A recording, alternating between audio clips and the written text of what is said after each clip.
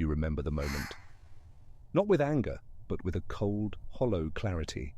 The room was filled with laughter, but a single glance from her turned it all to static. Her words were a compliment, a perfectly wrapped gift, but you felt the sting of the poison lacing the ribbon. That's the dark truth of some female friendships. They aren't built on support. They are arenas for a silent, invisible war. You feel it in your bones, don't you? The unease, the constant, low-level anxiety that hums beneath the surface. You dismiss it as your own insecurity, your own paranoia. She's my best friend, you tell yourself. I'm just overthinking. This feeling, this cold dread, it's not an accident, it's a symptom. It's your intuition screaming a warning that your mind refuses to hear. Let's call this phenomenon relational aggression. It's a form of hostility that's covert, indirect, and designed to damage a person's... It's not a fist fight.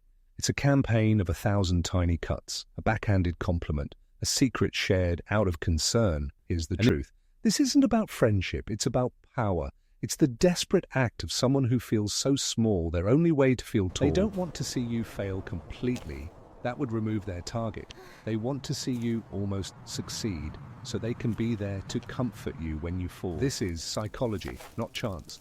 The frenemy thrives on a dynamic of perceived superiority. Your achievements become a direct threat to their fragile ego. So, they engage in covert competition. While you believe you're on the same team, they see you as the final boss in a game you don't even know you're playing. Consider the story of the two dolls, Elara and Lyra. Elara was all heart and light, sharing her dreams as if they were secrets whispered to the moon. She trusted Lyra implicitly. Lyra, with her button eyes and stitched-on smile, would listen. She would nod, and she would collect Elara's dreams like a spider collecting flies. When Elara wanted to apply for the Art Academy, a lifelong dream, Lyra was her biggest cheerleader. "You are brilliant," she'd say, "but are you sure you're ready?" The seed of doubt planted with the perfect smile. It was the first tiny cut. Maybe I should wait another year, Elara thought. When a boy showed interest in Elara, Lyra would pull her aside.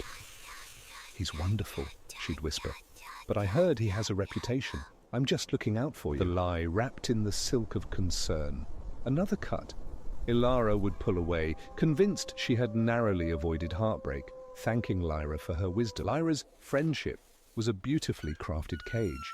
Each piece of advice, each concern, was another bar in the prison she was building around Elara. The goal wasn't to destroy Elara, it was to manage her, to keep her small, to keep her nearby, a constant, reliable source of validation for Lyra's own insecurities. The revelation for you, as it was for Elara, is rarely a single, explosive event.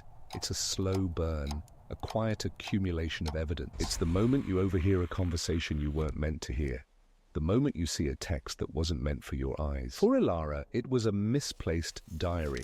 Lyra's diary, page after page detailed not friendship, but strategy, victories, a meticulous catalogue of every time she had successfully guided Elara away from her own happiness. The world doesn't shatter, it rearranges. The beautiful mosaic of your friendship is revealed to be a collage of lies. Every memory is recontextualized. Every act of kindness is unmasked as an act of control.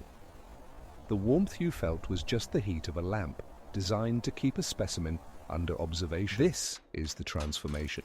The pain is immense, but underneath it there is something else. Freedom. The freedom from walking on eggshells, the freedom from second-guessing your own successes, the freedom from the exhausting performance of a friendship that was never real. You will mourn. You will grieve the friend you thought you had, the bond you believed was real. This is a necessary death, but from that grief, you rebuild.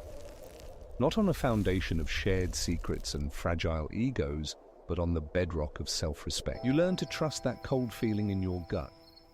You learn that true friendship feels like peace, not a perpetual state of quiet anxiety. The dark truth of female friendship is that some are not friendships at all. They are parasitic relationships disguised in the language of love, and the kindest thing you can do for yourself is to walk away